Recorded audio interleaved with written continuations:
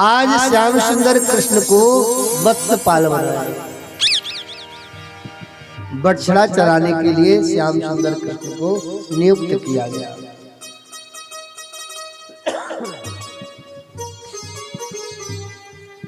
सभी गोप सखा और छोटे छोटे बालक सब इकट्ठे हो गए। जितने बछड़े हैं उन बछड़ों को लेकर के श्याम सुंदर अपने बड़े भैया दाऊ जी के साथ में चराने जाने लगे। आज वत्सपाल के समय मैया ने लाला का संस्कार किया। एक छीका दे दिया, एक लकुटी दे दी। छीका इसलिए कि छीके में भोजन की सामग्री रख देती थी।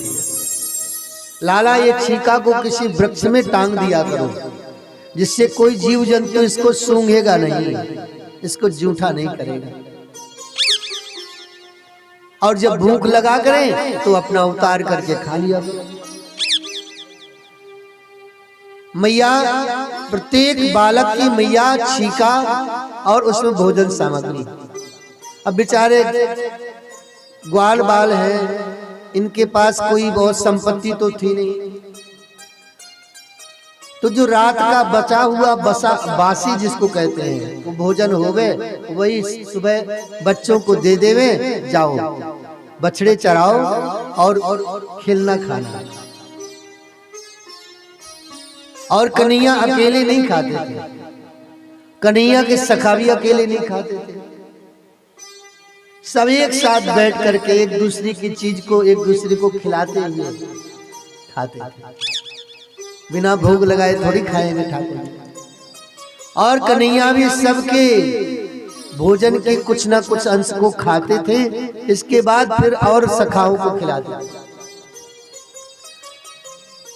मानो परमात्मा ये देखते हैं कि मेरा भक्त कहीं ऐसी वस्तु ना खा जाए जिससे इसको नुकसान हो जाए। जब हम भगवान को भोग लगाते हैं ना, तो भगवान के सामने हम अर्पण कर देते हैं कि प्रभु यह त्वदीयम वस्तु गोविंदो तुभ्रमे समर्पये ग्रहण सम्मुखी भूत्वा प्रसीद परमेश। हे गोविंद, ये वस्तु है, आप इसको आरोग्य, आरोग्य का मतलब है रोग से मुक्त कर दीजिए। इसमें जो विकार है, जो दोष है, आपकी कृपा दृष्टि से ये दोष समाप्त हो जाएगा और फिर हम इसको हम पा सकेंगे। भगवान को अर्पण किए बिना कोई भी वस्तु ग्रहण नहीं करना चाहिए। अगर कोई पाता है ना, तो वो एक तरह से पाप है। कभी भी भगवान को अर्पण किए बिना नहीं पाना चाहिए। अब आजकल तो संस्कार ही धीरे धीरे लुप्त हो गए हैं। नहीं, पहले माताएं जब भोजन बनाती थी, पहले ठाकुर जी को भोग लगाती थी। पहली रोटी किसकी होती है? गाय की। सबसे पहले रोटी गाय की, और फिर ठाकुर जी को भोग लगाया, और भोग लगा करके फिर अपने बालकों को खिलाती थी। और अंतिम रोटी हो गई किसकी? कुत्ते की। सबका भाग है अपना अपना। पहली रोटी गाय की, अंतिम रोटी कुत्ते की। अब बिना भोग लगाए ठाकुर जी को, और फिर कोई खाता नहीं था, प्रसाद नहीं पाता। लेकिन अब क्या हो गया है? अब तो भगवान को भोग ही नहीं लगा। न गाय की रोटी निकालते हैं, न कुत्ते की रोटी निकालते हैं। अब बालक को पढ़ने जाना है तो गरम गरम खिलाती है माताएं, तो बालक भी गरम रहता है हर समय। गरम गरम खिलाएंगे तो उसका नेचर भी तो गरम रहेगा ना। इसलिए कभी भी गरम गरम भोजन न पाना चाहिए, न किसी को पवाना चाहिए। तो माताएं क्या करती हैं कि गरम गरम खिलाती हैं। गाय की भी नहीं निकालती, न कुत्ते की निकालती है। गाय की रोटी बेटा को खिला दिया तो सांड बन गया, और कुत्ते की रोटी स्वयं खा लिया। तो कुतिया बन गई बेचारी। तो सांड जैसे मारे, बेटा सांड की तरह मारता है, वह पे पे करती रहती है। यही हो रहा है ना आजकल। इसलिए कभी भी जिसका जो भाग है उसको देना चाहिए, उसका भाग नहीं खाना चाहिए। गाय की रोटी निकालना बहुत अनिवार्य है। और गौ माता जहां मिल जाए उनको खिला करके फिर भोजन किया जाए तो अति उत्तम बात है। रोटी निकाली गई लेकिन गाय को हम खिलावें और इसके बाद हम भोजन करें। अगर नहीं है तो गोग्रास निकाल देना चाहिए।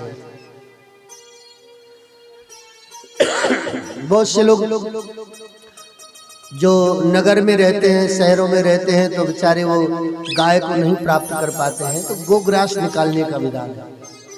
डेली आप कम से कम एक सिक्का गाय के नाम से निकाल कर रख दें। या धन नहीं निकाल सकते हैं तो आप कम से कम एक मुट्ठी आटा या गेहूं आप एक पात्र रखिए, उसमें आप निकाल करके रख दीजिए। ये गोग्रास के लिए। और जहाँ कहीं गौशाला होगी या जिसके यहाँ गौ सेवा हो रही होगी वहां हम इसको दे दें, भाई गौ सेवा में लगा दें। गाय के प्रति हमारी जो भावना है वो कमजोर हो गई है। गाय हमारी राष्ट्र की जननी है। राष्ट्र का उत्थान कैसे होगा? गाय सेवा से। पूज्य देवराहा बाबा जी महाराज जी कहते थे, बच्चा जिस देश में गाय की सेवा होती है वहां सुख और समृद्धि कभी कम नहीं हो सकती। धन धान से संपन्न होगा वह देश। और जहां पर गाय का एक बूंद रक्त गिर जाता है वह भूमि अपवित्र हो जाती है। अगर किसी ने गाय की हत्या करी और एक बूंद रक्त गिर गया गाय का पृथ्वी में तो वह भूमि अपवित्र हो जाती है। और आप तो हमारे देश में देख रहे हैं कितनी हत्याएं हो रही हैं गाय की। अब वो पाप किसको लगेगा? आपको, हमको लगेगा। क्योंकि हम आपने गौ सेवा नहीं की है। गाय को जब तक दूध दिया तब तक तो रखा है, और दूध जब नहीं देना, उसने देना बंद कर दिया तो हमने उसे छोड़ दिया। और वही गाय बेचारी मारी मारी इस खेत में उस खेत में, इस खेत वाले ने मारा तो उस खेत में चली गई, उस खेत वाले ने मारा तो उस खेत में चली गई। ऐसे ही वो दर दर की ठोकरें खाती हुई घूम रही है।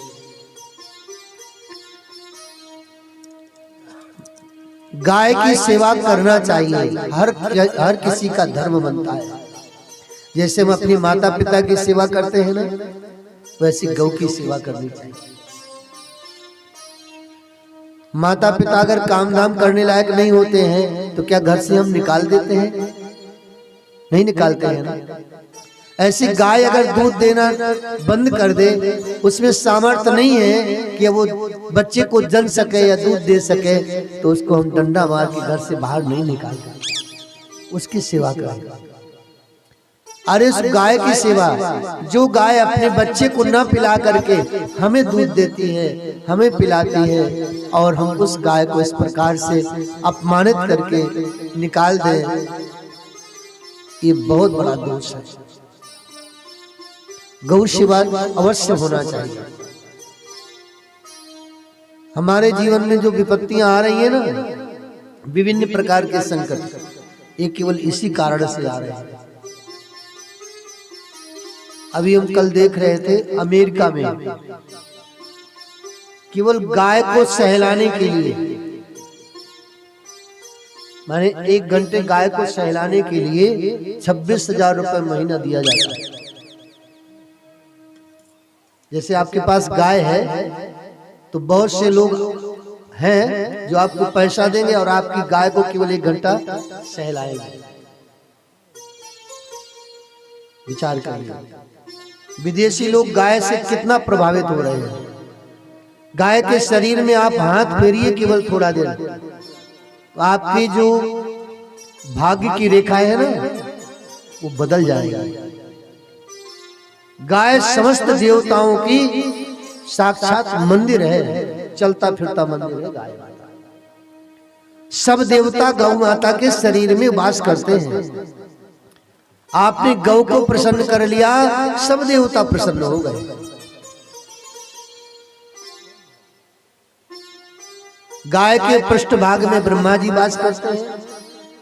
गाय के मध्य भाग में जहाँ टीला होता है वह भगवान विष्णु वास करते हैं, और गाय के आगे भगवान शंकर जी वास करते हैं। गाय के गोबर में लक्ष्मी जी वास करती हैं, गौमूत्र में गंगा जी वास करती हैं, और अंग अंग में समस्त देवता निवास करते हैं। ऐसी गौ माता को हम किसी प्रकार से भी अपमानित न करें, उसकी सेवा करें। अगर आपके पास व्यवस्था नहीं है, जैसे कुछ गौएं अनाथ की तरह घूमती रहती हैं, तो गांव वालों का सबको बैठ करके एक विचार करना चाहिए कि कोई ऐसा जगह नियुक्त किया जाए जहां पर उन गायों को रखा जाए और 2 गौ सेवक रखे जाएं, और पूरे गांव के लोग व्यवस्थित होकर के उनकी सेवा करें, तो उस दोष से बच जाएंगे। आखिर उससे ज्यादा नुकसान आपका कर देती होंगी, उससे ज्यादा नुकसान आपका कर देती होंगी। लेकिन अगर इस प्रकार से, इस विधि से अगर आप गौ सेवा कर सके तो ये अति उत्तम बात है। सरकार कोई व्यवस्था करे ना करे, लेकिन हमारा आपका धर्म है, क्योंकि हम आप गौ भक्त हैं, तो हमारी गौएं इस प्रकार प्रताड़ित ना हो, दुखी ना हो, अपमानित ना हो।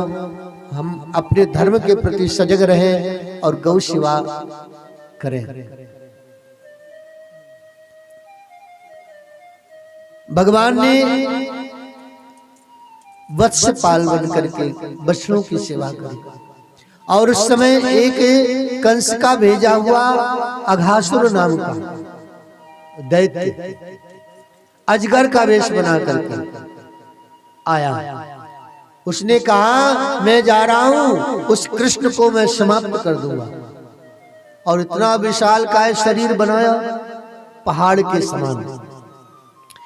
नीचे का जबड़ा जमीन में बिछा दिया, ऊपर का जबड़ा आसमान में। लाल लाल लंबी जीभ निकाल दी आगे। आज श्याम सुंदर अपने बछड़ों को लेकर के अपने सखाओं के साथ उसी तरफ गए, और वहां जाकर के देखा, मधुमंगल ने कहा कन्हैया आज देख यह पहाड़ कितना बड़ा है, और यहाँ की गुफा तो देख कितनी बड़ी है। कन्हैया तो जानते ही थे सब, और वह मधुमंगल समस्त सखाओं के साथ उसमें घुसने लगे। तो लंबी लंबी लाल लाल जीभ पड़ी थी। मधुमंगल ने कहा लाला देखिए रोड कितना अच्छा बनाया गया है, कितना गुलगुलू और मुलायम रोड है। लाला यहाँ में बड़े बड़े साधु महात्मा बड़े ठाट बाट से रह रहे हैं, या गुफा में अंदर गए, उसके मुख में घुस गए, जाकर के देखा विशाल काय गुफा। उसके दांत बड़े बड़े दांत लगे हुए। उन दांतों को पकड़ करके कह रहे हैं भैया देख लाला कितनी अच्छी अच्छी खूंटियां गाड़ रखी हैं महात्माओं ने। सबने अपने अपने छीके टांग दिए उन खूंटियों में। लाला इन महात्माओं के कितने बड़े बड़े ठाट बाट हैं, कैसे शौक से रह रहे हैं, कैसी सुंदर गुफाएं सजा के रखी हैं। थोड़ी देर में वह अजगर ने डकार मारी, गरम गरम हवा। तो मधुमंगल ने कहा लाला देख ये गरम गरम दुर्गंध युक्त हवा कैसे निकल रही है। मधुमंगल ने कहा लाला ऐसा लग रहा है कि यहाँ के भीतर बड़े बड़े महात्मा बहुत दिन से तपस्या कर रहे हैं, तो वह अपान वायु का त्याग कर रहे हैं। आपस में ऐसा बातें कर रहे हैं और उस अजगर ने, उस अघासुर ने जैसे ही श्याम सुंदर कृष्ण अंदर घुसे वैसे उसने अपना मुख बंद कर लिया। कन्हैया ने अपने शरीर को इतना विशाल बनाया, इतना विशाल बनाया कि वो उसका जो प्राणवायु था अवरुद्ध हो गया, उसके प्राण निकल गए और सब सखाओं के सहित, सभी बछड़ों के सहित श्याम सुंदर निकल के बाहर आ गए, सबको बचाया। सब सखाओं ने कहा कन्हैया आज अगर आप नहीं होते तो आज हम सब समाप्त हो जाते। सब बछड़े चरा रहे हैं और कन्हैया ने सबसे कहा भैया अब अपना अपना भोजन निकालो। क्या लाए? भोजन निकाल करके उस यमुना पुलिन में भगवान ने सब सखाओं को ऐसे वृत्ताकार आकृति में बैठाया, बीच में स्वयं प्रतिष्ठित हो।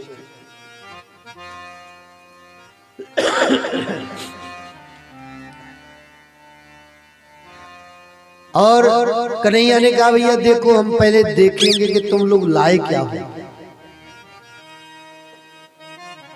श्री दामा आज कढ़ी और भात लेके गया था, बासी कढ़ी और बासा भात। गरीब था, ब्राह्मण बालक था।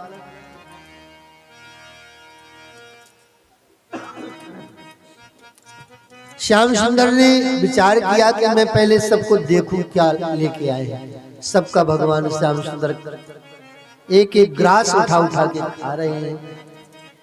श्री दामा ने विचार किया कि कन्हैया अगर मेरी बासी कढ़ी और भात को खाएगा ना तो बीमार हो जाएगा, और ये देखेगा तो खाएगा जरूर। इसलिए मैं जब तक ये और बालकों का भोजन ग्रास पा रहे हैं तब तक मैं सब खत्म कर देता हूं। तो श्री दामा जल्दी जल्दी अपनी कड़ी बात को खा रहा था। श्याम सुंदर कृष्ण ने देखा कि श्री दामा तो सारे के सारे भोजन को चट कर जाएगा। कन्हैया दौड़ करके आए, आकर के और उस श्री दामा के हाथ से वही जूठा कड़ी भात निकाल के खा गए। उस दृश्य को ब्रह्मा जी देख रहे थे और ब्रह्मा जी को आश्चर्य हुआ कि ये परात्पर ब्रह्म, इसको कहते हैं कि ये ब्रह्म अवतार लेके आया है कृष्ण रूप में। ये लोग इन गोप सखाओं का जूठन खा रहा है, ये कैसा ब्रह्म है? इसकी परीक्षा लेना चाहिए। और ब्रह्मा जी ने परीक्षा ली। यहाँ कन्हैया सबके साथ बैठ के प्रसाद पा रहे हैं और वहां पर ब्रह्मा जी ने सब बछड़ों को गायब कर दिया।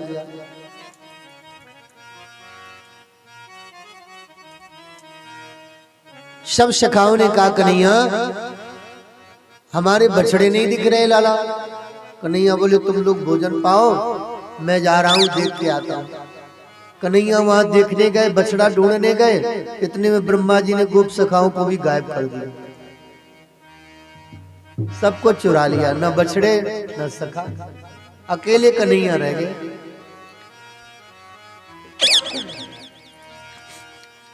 बालकृष्ण ने विचार किया कि आखिर ये हो क्या रहा है, और श्याम सुंदर ने जब ध्यान में देखा तो ब्रह्मा जी की करतूत दिखाई दी। अच्छा तो ब्रह्मा जी आपकी लीला है, कोई बात नहीं, ले जाओ तुम। भगवान कृष्ण ने जैसे बछड़े थे और जैसे गोप सखा थे उतने ही रूप बदले, वैसे ही बछड़े बन गए, वैसे गोप सखा बन गए। उनकी लकुटी भी बन गए, उनके छीके भी बन गए। ऐसे 1 वर्ष तक श्याम सुंदर सखा और बछड़े बने रहे। 1 वर्ष के बाद ब्रह्मा जी जब आए कि जाके देखें कि नंद का छोरा अब क्या कर रहा है, आकर के देखा तो वही बछड़े और वही गोप सखा। ब्रह्मा जी ने सोचा कि ये तो हम पहले चुरा ले गए हैं। कंदराओं में जाके देखा तो वहां भी वही बछड़े वही गोप सखा। अब ब्रह्मा जी को लगा कि मैंने बहुत बड़ा अपराध किया है, आकर के श्याम सुंदर के चरणों में गिर पड़े। प्रभु मुझसे बहुत बड़ा अपराध हो गया, ब्रह्मा जी आपको बहुत अहम हो गया है सृष्टि रचना की। ये मत सोचो कि सृष्टि रचना तुम्हारे द्वारा हो रही है, सारी मेरी इच्छा के द्वारा हो रही है सब क्रियाएं। हाँ, जिस दिन मेरी इच्छा होगी उस दिन तुम्हारी भी सृष्टि का साथ में, सृष्टि के साथ में तुम्हारा भी प्रलय हो जाएगा।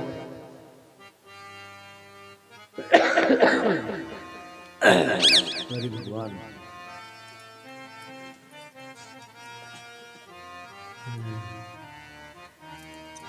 बिभ्रद वेणु जठर पटियो श्रृंगवेत्रे च कक्षे वामे पाणु मसृण कवलम तत्फलान्यंगुलीषु तिष्ठत मध्ये सपरिस्वर्दो हास्यन् नर्म विश्वये स्वर्गे लोके मिषति बुभुजे यज्ञ भुक् बाल के। ब्रह्मा जी को मोह से मुक्त किया भगवान ने और बालकों के साथ विभिन्न प्रकार की लीला करने लगे। उसी वत्सपाल के समय बकासुर नाम का भी एक दैत्य आया, भगवान ने उसको अभी उद्धार किया। बत्सासुर आया और बत्सासुर का भी उद्धार किया। अब श्याम सुंदर थोड़ा बड़े हो गए, जब बड़े हो गए ना तो इनका संस्कार हुआ गोपाल से। आज भगवान श्याम सुंदर को गोपाल बनाया गया। मैया ने एक काली कमली दे दी और कहा लाला अब तू गाय चराएगा तो बहुत दूर चला जाएगा, तो इस काली कमली में आराम से विश्राम कर लिया कर और गाय चराना। अभी तो बछड़े चराते थे श्याम सुंदर, अब गाय चराने के लिए तो पता नहीं कितना दूर जंगल में चले जाए। उस गौचारण लीला में भगवान ने काली हृद से काली नाग को भी मुक्त किया।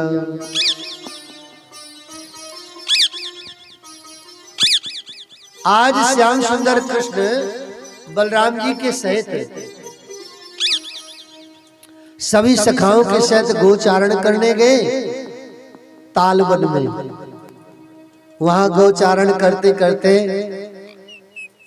काफी समय हो गया तो सखाओं ने कहा श्याम सुंदर ये ताड़ के जो वृक्ष लगे हुए हैं ना, इनमें जो फल है बहुत स्वादिष्ट है, बहुत मीठा है।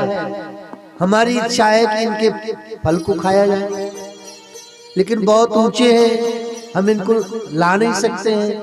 बलराम जी ने कहा हम ला रहे हैं, और बलराम जी तो बल के भंडार थे। ऐसे पेड़ों को पकड़ करके हिलाया तो बड़े बड़े ताड़ के फल नीचे गिरे, और उन फलों के गिरने से